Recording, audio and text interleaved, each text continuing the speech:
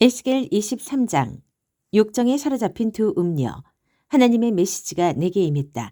사람의 아들아, 두 여인이 있었다. 그들은 한 어머니에게서 났다. 그들은 어려서부터 이집트에서 창녀일을 했다. 사내들이 그들의 유방을 애모하고 그들의 어린 젖가슴을 만지작거렸다. 그들의 이름은 언니가 오홀라여 동생은 오홀리바다. 그들은 네 딸들이었고 각기 아들, 딸을 낳았다.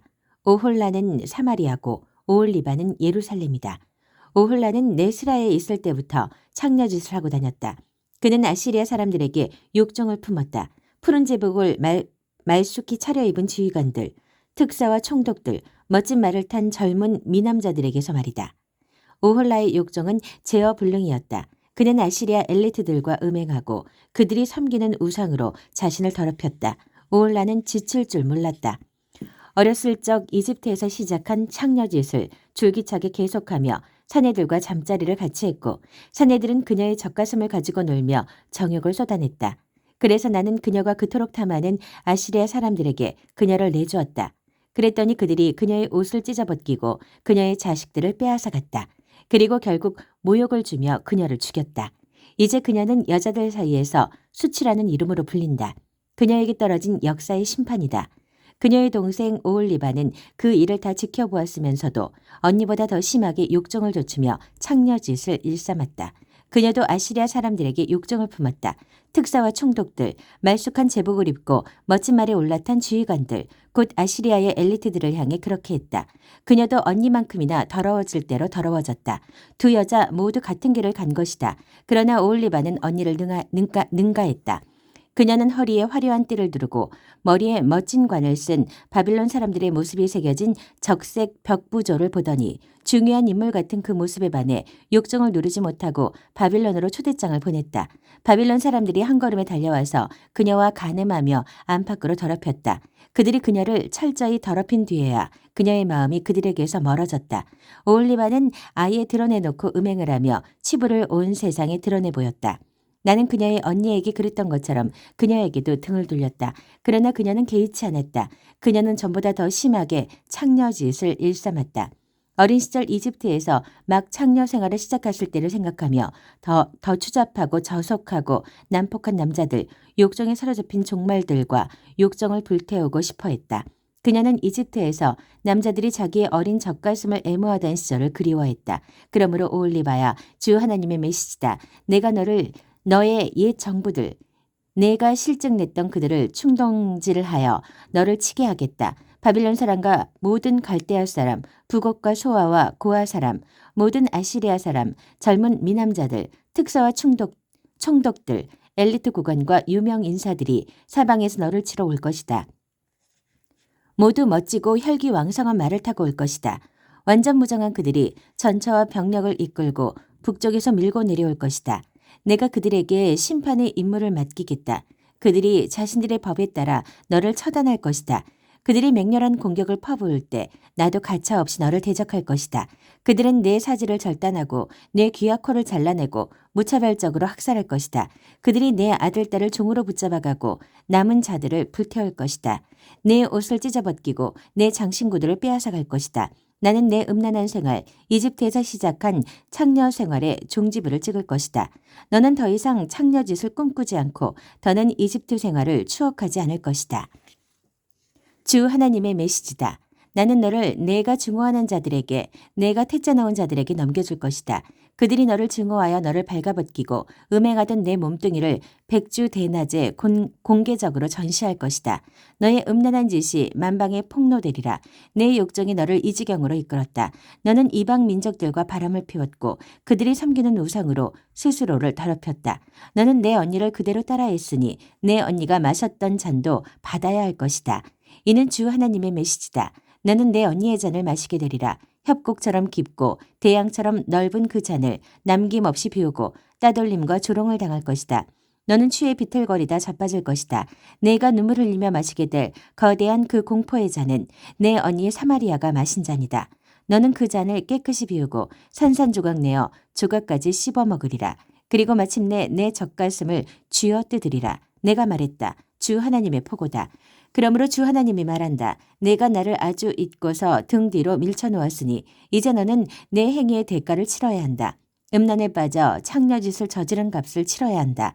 그때 하나님께서 내게 말씀하셨다. 사람의 아들아, 오홀라와 오홀리바를 심판하지 않겠느냐. 간음에서 살인에 이르기까지 그들이 지금껏 저지른 모든 역겨운 짓을 그들 앞에 들이대어라. 그들은 우상과 간통하고 내 자녀인 그들의 아들, 딸을 제물로 삼아 우상의 상에 올리기까지 했다. 거기에 더하여 그들은 나의 거룩한 성소를 더럽히고 나의 거룩한 안식일을 범했다. 제 자식을 우상에게 제물로 바치던 날 그들은 나의 성소에 침범해 들어와 그곳을 더럽혔다. 그것이 바로 그들이 한 짓이다. 나의 집에서. 그뿐 아니라 그들은 먼 곳까지 특사를 보내 사내들을 초청했다. 두 자매는 좋다고 달려온 그 사내들을 맞으려고 몸을 씻고 화장하고 야한 속옷을 입었다. 그들은 향과 기름으로 나의 향과 기름으로 단장한 호화스러운 침대에 몸을 기대고 누웠다. 술 취한 어중이 떠중이들이 몰려와서 다투어가며 두 자매의 팔에 팔찌를 끼우고 머리에 관을 씌웠다. 내가 그 두 자매는 이제 태물이다 하고 말해주어도 그들은 막무가내였다. 창녀를 찾아 헤매는 자들처럼 밤낮을 가리지 않고 두 자매의 문을 두드렸다. 그들은 그렇게 오홀라와 오홀리바 그 한물간 창녀들을 이용했다. 의로운 자들이 그들에게 심판을 선언하고 간음죄와 살인죄를 물어 실형을 선고할 것이다. 그렇다. 간음과 살인이 그들이 평생 해온 짓이다. 하나님이 말한다. 폭도를 모아 그들을 덮치게 하여라. 공포와 약탈이 일어나리라. 폭도가 그들을 돌로 치고 난도질하게 하여라. 그들의 아들, 딸들을 다 죽이고 집을 불태워라. 내가 이 나라에서 음란을 끝장내고 모든 여자들이 너희를 보고 경각심을 갖게 할 것이다. 욕정에 사로잡힌 너, 그 값을 치를 것이다. 우상과 난잡한 짓을 벌인 너, 그 대가를 톡톡히 치를 것이다. 그제야 너는 내가 주 하나님인 줄 알게 될 것이다.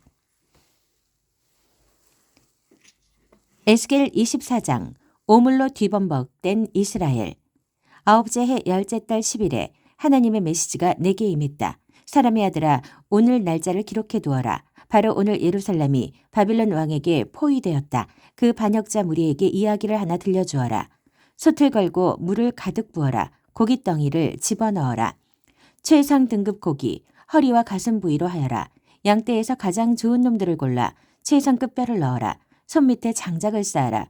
불을 지펴 국을 펄펄 끓여라. 주 하나님이 말한다. 살인의 도성이여, 벗겨낼 수 없을 만큼 두껍게 찢기와 오물이 낀 솥이여 화가 있으리라. 고기를 한 점 한 점 다 꺼내어 솥을 비워라. 그것들을 누가 물어가든 신경 쓸 것 없다. 도성 전체가 살해당한 자들의 피로 물들어 있다. 길거리 돌들마다 피가 흥건하나 닦아내리는 사람이 없다. 모두가 보는 대로에 흐르는 피. 나의 진노를 불러일으킨다. 나의 보복을 불러들인다. 그러므로 주 하나님이 말한다. 살인의 도성에 화가 있으리라. 나도 장작을 쌓겠다. 나무를 많이 넣고 불을 지펴서 고기를 푹 삶고 양념도 곁들인 뒤에 국물은 쏟아버리고 뼈들은 태워버리겠다. 빈 솥을 숯불 위에 올려놓고 노새가 빨갛게 달아오르도록 달구어 병균을 죽이고 오염물을 모두 태워버리겠다. 하지만 소용없다. 너무 늦었다. 그러기에는 오물이 너무 두껍다. 두꺼운 껍질이 되어버린 오물은 바로 너의 음행이다. 내가 너를 깨끗이 닦아주려고 했지만 너는 그것을 거부했다. 내 진노가 가라앉을 때까지 나는 너를 닦아주지 않을 것이다. 나 하나님이 말했으니 그대로 이룰 것이다. 지체하지 않을 것이다. 내 자비는 이제 동이 났다. 내 마음이 바뀔 일은 없을 것이다. 너는 내가 초래한 일을 겪을 것이다. 주 하나님의 포고다. 에스겔의 아내가 죽다. 하나님의 메시지가 내게 임했다. 사람의 아들아, 내가 내게서 삶의 즐거움을 앗아가련다. 큰 불행이 내게 닥칠 것이다. 그러나 부디 눈물을 보이지 마라. 슬픔을 속으로 삼켜라. 사람 앞에서 울지 마라. 평소처럼 옷을 입고 나가서 내 일을 보아라. 통상적인 장례 의식도 치르지 마라. 아침에 내가 사람들에게 이 말을 전했는데 그날 저녁에 내 아내가 죽었다. 다음날 아침 나는 지시받은 대로 행했다. 사람들이 내게 와서 물었다. 아니, 왜 이렇게 하십니까? 대체 이 일의 의미가 무엇입니까? 그래서 내가 말했다. 하나님께서 내게 이렇게 말씀하셨습니다. 이스라엘 가문에 전하여라.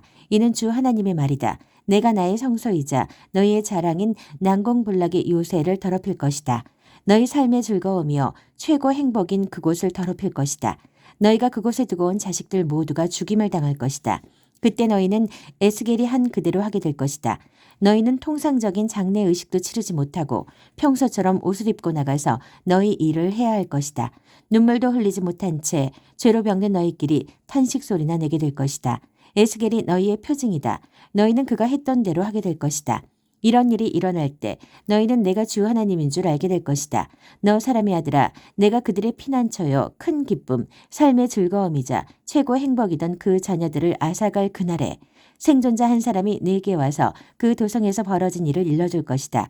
그때 너는 다쳤던 입이 열려 그 생존자와 이야기하게 될 것이다.